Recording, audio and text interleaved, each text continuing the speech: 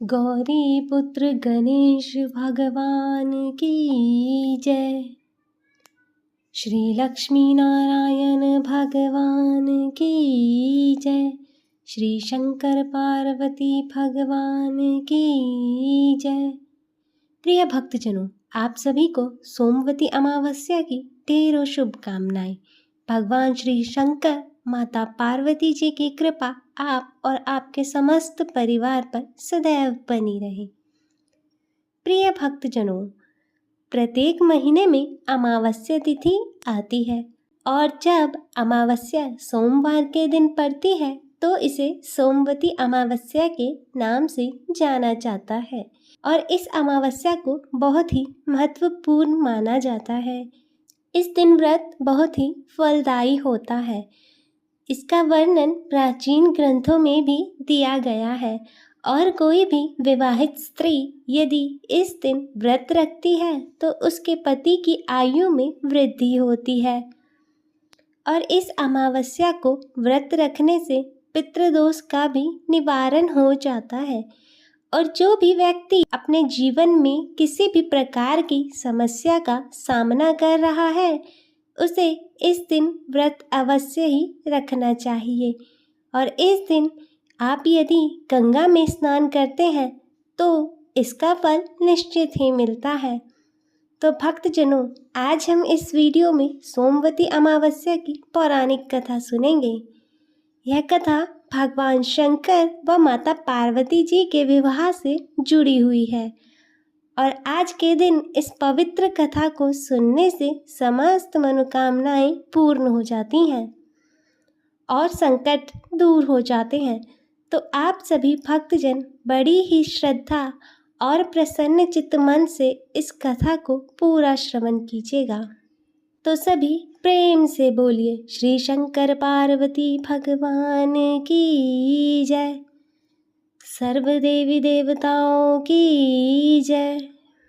ऐसा माना जाता है कि हरियाली अमावस्या के दिन भगवान शंकर जी ने माता पार्वती जी के तप की परीक्षा लेने के लिए सप्तऋषियों को उनके पास भेजा था और सप्तऋषि पार्वती जी के निश्चय की परीक्षा लेने के लिए भगवान शंकर के बारे में मिथ्या बातें कहने लगते हैं। वह कहते हैं कि भगवान शंकर जी लज्जा को छोड़कर नंग धरंग कैलाश पर्वत और शमशान में भूत प्रेतों के साथ रहते हैं। केशों का जटाजूट बना रखा है, कंठ में विष धारण किया हुआ है, मुंडों की माला धारण करते हैं, अंगों में चिता भस्म व सर्प लपेटे रहते हैं, भांग धतूरा आदि ग्रहण करते हैं और उन्मत्त होकर तांडव नृत्य करते हैं। उनके कुल खानदान, माता पिता, गोत्र जाति आदि का कुछ अता पता नहीं है। वे खेती व्यापार अन्य धन व ग्रह से शून्य है। तुम्हारा निर्वाह कैसे होगा? वे तो उदासीन और काम के शत्रु हैं। पहले सती से विवाह किया और कुछ दिन उनके साथ रहकर उस बेचारी को त्याग दिया और खुद स्वतंत्र होकर ध्यान मग्न में रम गए। ऐसे वर को पाकर तुम्हें क्या मिलेगा? और वर के रूप में कुल धन आदि जो कुछ गुण देखे जाते हैं वे इस शंकर में तो एक भी नहीं है। अर्थात वर के अंदर कन्या रूप माता, धन, पिता, विद्या और बंधु बांधव अच्छा कुल देखना चाहते हैं, किंतु आम आदमी मिठाइयों पर नजर रखता है। अब तुम ही देखो उस तीन नेत्र वाले में इनमें से कौन सा गुण विद्यमान है, अतः तुम उन्हें छोड़ दो और लक्ष्मीपति भगवान विष्णु जो वैकुंठ में रहते हैं उन्हें अपने पति के रूप में चुन लो। तब पार्वती जी ने हंसते हुए सप्तऋषियों से कहा, भगवान शंकर स्वयं अकिंचन है, किंतु संसार की समस्त संपत्तियां उन्हीं से उत्पन्न हुई है। वह भयंकर रूप है, फिर भी कल्याणकारी कहे जाते हैं। महादेव जी तो विश्व के स्वामी है, यानी विश्वेश्वर है। उन्हें खेती, व्यापार या नौकरी की कोई आवश्यकता नहीं है। वे नग्न रहे, गज चर्म पहने या रेशमी वस्त्रों से सुसज्जित हो, शरीर में सर्प लपेटे या वस्त्र या रत्न आभूषण, वे त्रिशूल खप्पर आदि ले या शीश पर उनके चंद्रमा चमकता रहे। इससे उनके विश्व के स्वामी होने में कोई अंतर नहीं आता। मैं आप लोगों की सीख नहीं सुनना चाहती। कृपया आप लोग अपने स्थान को पधारें। मैं शंकर जी के सिवाय किसी और को अपने पति के रूप में स्वीकार नहीं करूंगी। और तब यह सुनकर सप्तऋषि पार्वती जी की जय जयकार करने लगे और उन्हें अटल सुहाग का वरदान देकर शंकर जी के पास वापस चले गए। और वहां आकर उन्होंने पार्वती जी की परीक्षा का पूर्ण विवरण सुनाया और यह सुनकर भगवान शंकर बहुत ही प्रसन्न हुए। तो सभी प्रेम से बोले शंकर पार्वती भगवान की जय। प्रिय भक्तजनों, आइए अब सोमवती अमावस्या की दूसरी कथा को श्रवण करते हैं। तो आप सभी भक्तजन बड़ी ही श्रद्धा पूर्वक इस कथा को श्रवण कीजिएगा, क्योंकि इसका फल भी अनंत है। प्राचीन कथा के अनुसार एक बार एक गांव में गरीब ब्राह्मण का परिवार रहता था। उसके परिवार में वह, उसकी पत्नी और एक पुत्री थी। समय के साथ पुत्री बड़ी हो रही थी और उम्र बढ़ने के साथ साथ पुत्री में स्त्री चित्त गुणों का भी विकास हो रहा था। और ब्राह्मण की पुत्री बहुत ही सुंदर, संस्कारवान और गुणवान थी, लेकिन ब्राह्मण गरीब था, इसलिए उसका विवाह नहीं कर पा रहा था। तब एक दिन की बात है कि उस ब्राह्मण के घर एक साधु आते हैं और जब वे उस कन्या के सेवा भाव को देखते हैं तो काफी प्रसन्न होते हैं और उस कन्या को लंबी आयु का आशीर्वाद देते हुए कहते हैं कि इस कन्या की हथेली में विवाह की रेखा नहीं है। तब यह सुनकर ब्राह्मण ने उस साधु से पूछा कि ऐसा क्या किया जाए कि जिससे इस कन्या का विवाह हो जाए। तब साधु ने काफी देर विचार किया और बताया कि थोड़ी दूर एक गांव में धोबिन जाति की सोना नाम की महिला अपने बेटे और बहू के साथ रहती है, जो बहुत ही संस्कार संपन्न और पतिपरायण है। और यदि आपकी बेटी उसकी सेवा करती है तो सोना महिला इसकी मांग में अपनी मांग से सिंदूर लगा दे तो इसकी शादी हो सकती है। और साधु ने यह भी बताया कि वह महिला कहीं भी आती जाती नहीं है। तब यह सुनकर ब्राह्मण अपनी बेटी से धोबिन की सेवा करने के लिए कहता है। और यह सब सुनने के पश्चात अगले ही दिन कन्या धोबिन के घर पहुंचकर उसका सारा काम करने के बाद घर वापस आ जाती है। और तब एक दिन सोना धोबिन अपनी बहू से पूछने लगती है कि तुम सुबह सुबह जल्दी उठकर सारा काम कर लेती हो और मुझे पता भी नहीं चल पाता। तब बहू कहती है कि मैं सोच रही थी कि आप सारे घर का काम कर लेती हैं और मुझे पता नहीं चलता। अब दोनों सास बहू यही सोचने लगी कि यदि हम घर का काम नहीं कर रहे तो घर का काम कौन करके चला जाता है। तब अगले दिन वह सुबह जल्दी उठकर निगरानी पर बैठ जाती है और देखती है कि एक कन्या सुबह अंधेरे में आती है और घर का सारा काम करके चली जाती है।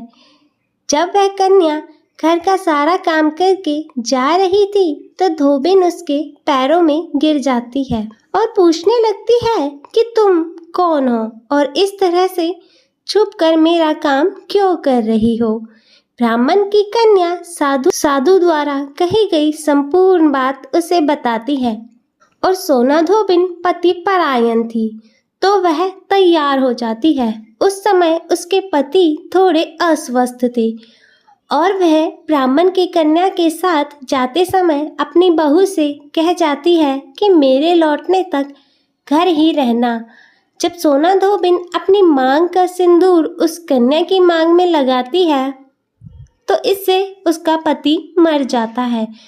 और जैसे ही यह बात धोबिन को पता चली तो वह घर से यह सोचकर चली जाती है कि कहीं रास्ते में पीपल का पेड़ मिले तो उसे भौरी देकर परिक्रमा करने के पश्चात ही वह जल ग्रहण करेगी, क्योंकि वह घर से निर्जला ही चली थी।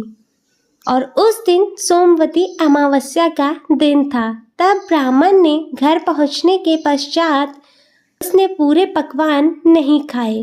उसकी जगह उसने ईंट के 108 बराबर टुकड़े करके पीपल के वृक्ष को 108 बार भौरी देकर परिक्रमा की और उसके पश्चात ही जल ग्रहण किया। तब ऐसा करने से उसके पति फिर से जीवित हो गए और उसी दिन सोमवती अमावस्या का महत्व स्थापित हो गया। पीपल के वृक्ष में देवों का वास होता है। जो भी व्यक्ति इस अमावस्या के दिन व्रत कथा को ध्यान से श्रवण करता है अथवा पढ़ता है, भगवान निश्चित ही उसकी सभी मनोकामनाएं पूर्ण करते हैं। इसलिए सोमवती अमावस्या के दिन शुरू करके जो व्यक्ति अमावस्या के दिन भौरी देता है उसके सुख और सौभाग्य में वृद्धि होती है। पीपल के पेड़ में सभी देवों का वास होता है।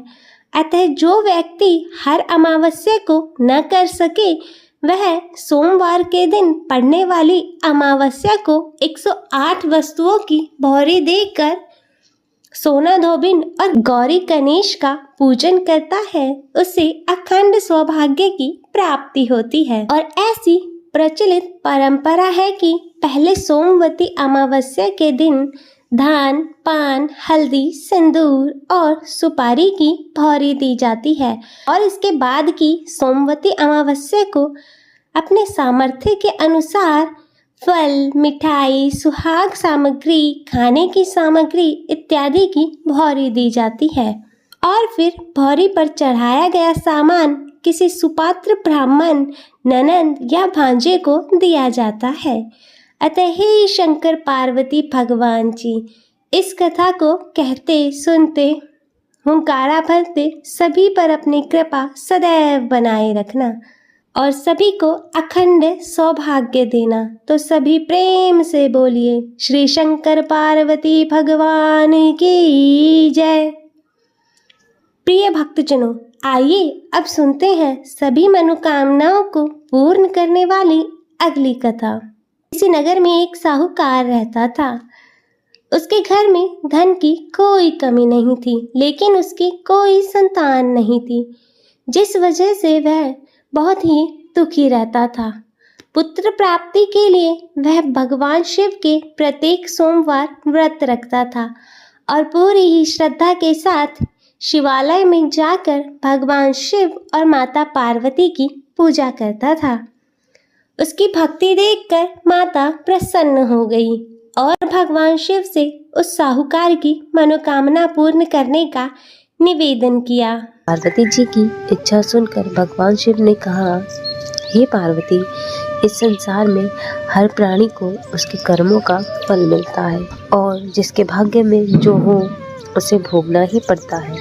लेकिन पार्वती जी ने साहूकार की भक्ति का मान रखने के लिए उसकी मनोकामना पूर्ण करने की इच्छा जताई। माता पार्वती के आग्रह पर शिवजी ने साहूकार को पुत्र प्राप्ति का वरदान तो दिया, लेकिन साथ ही यह भी कहा कि उसके बालक की आयु केवल 12 वर्ष हो गई। माता पार्वती और भगवान शिव की बातचीत को साहूकार सुन रहा था।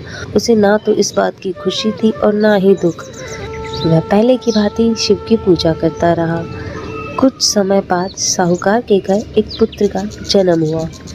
जब वह बालक 11 वर्ष का हुआ तो उसे पढ़ने के लिए काशी भेज दिया गया। साहूकार ने पुत्र के मामा को बुलाकर उसे बहुत सारा धन दिया और कहा, तुम इस बालक को काशी विद्या प्राप्ति के लिए ले जाओ और मार्ग में यज्ञ कराना। जहाँ भी यज्ञ कराओ ब्राह्मणों को भोजन कराते हुए दक्षिणा देते हुए जाना। दोनों मामा भांजा इसी तरह यज्ञ कराते और ब्राह्मणों को दान दक्षिणा देते काशी की ओर चल पड़े। रात में एक नगर पड़ा जहाँ नगर में राजा की कन्या का विवाह था, लेकिन जिस राजकुमार से विवाह होने वाला था वह एक आग का काना था। राजकुमार के पिता ने अपने पुत्र के काना होने की बात छुपाने के लिए एक चाल सोची। साहूकार के पुत्र को देखकर उसके मन में विचार आया। उसने सोचा, क्यों न इस लड़की को दूल्हा बनाकर राजकुमारी से विवाह करा दूं। विवाह के बाद इसको धन देकर विदा कर दूंगा और राजकुमारी को अपने नगर ले जाऊंगा। लड़के को दूल्हे के वस्त्र पहनाकर राजकुमारी से विवाह करा दिया गया, लेकिन साहूकार का पुत्र ईमानदार था। उसे यह बात न्याय संगत नहीं लगी। उसने अवसर पाकर राजकुमारी की चुन्नी के पल्ले पर लिख दिया कि तुम्हारा विवाह मेरे साथ हुआ है, लेकिन जिस राजकुमार के साथ तुम्हें भेजा जाएगा वह एक आँख का काना है। मैं तो काशी पढ़ने जा रहा हूँ। जब राजकुमारी ने चुन्नी पर लिखी बात पढ़ी तो उसे अपने माता पिता को यह बात बताई। उन्होंने अपनी पुत्री को विदा नहीं किया, जिससे बारात वापस चली गई। दूसरी ओर साहूकार का लड़का और मामा काशी पहुँचे।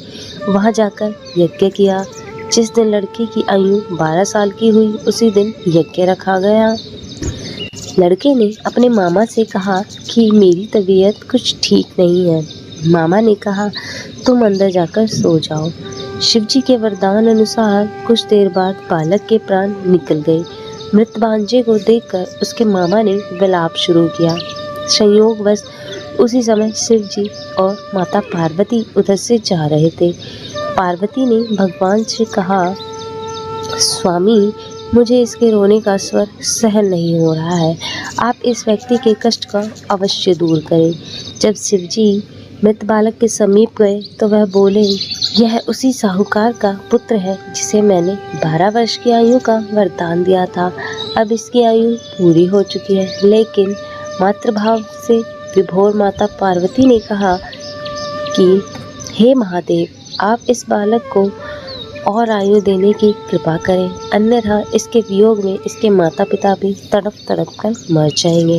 माता पार्वती के आग्रह पर भगवान शिव ने उस लड़के को जीवित होने का वरदान दिया। शिव जी की कृपा से वह लड़का जीवित हो गया। शिक्षा समाप्त करके लड़का मामा के साथ अपने नगर की ओर चल दिया। दोनों चलते हुए उसी नगर पहुँचे जहाँ उसका विवाह हुआ था। उस नगर में भी उन्होंने यज्ञ का आयोजन किया। उस लड़के के ससुर ने उसे पहचान लिया, महल में ले जाकर उसकी खातिरदारी की और अपनी पुत्री को विदा किया। इधर साहूकार और उसकी पत्नी भूखे प्यासे रहकर बेटे की प्रतीक्षा कर रहे थे। उन्होंने प्रण रखा था कि यदि अपने पुत्र की मृत्यु का समाचार मिला तो वह भी अपने प्राण त्याग देंगे, परंतु अपने बेटे की जीवित होने के समाचार पाकर वे बेहद प्रसन्न हुए। उसी रात भगवान शिव ने व्यापारी के स्वप्न में कहा, हे श्रेष्ठी, मैंने तेरे सोमवार के व्रत करने तथा व्रत कथा सुनने से प्रसन्न होकर तेरे पुत्र को लंबी आयु प्रदान की है। इसी प्रकार जो कोई सोमवार का व्रत करता है या कथा सुनता है और पढ़ता है, उसके सभी दुख दूर होते हैं और समस्त मनोकामनाएं पूर्ण होती हैं। अतः हे भगवान भोलेनाथ जी, जैसी कृपा आपने उस साहूकार के बेटे पर करी, वैसे ही कृपा इस कथा को कहते, सुनते और हुंकारा भरते सभी पर बनाए रखना। तो बोलिए भगवान भोलेनाथ की जय, माता पार्वती की जय। प्रिय भक्तजनों, तो मैं उम्मीद करती हूँ कि आपको आज की यह कथा पसंद आई होगी, और अगर वीडियो अच्छी लगी हो तो इसे लाइक करें, ज़्यादा से ज़्यादा शेयर करें और कमेंट में श्री शंकर पार्वती भगवान की जय लिखना ना भूलें, और चैनल को सब्सक्राइब कर नोटिफिकेशन बेल को ज़रूर ऑन करें। हर हर महादेव। ओम नमः शिवाय।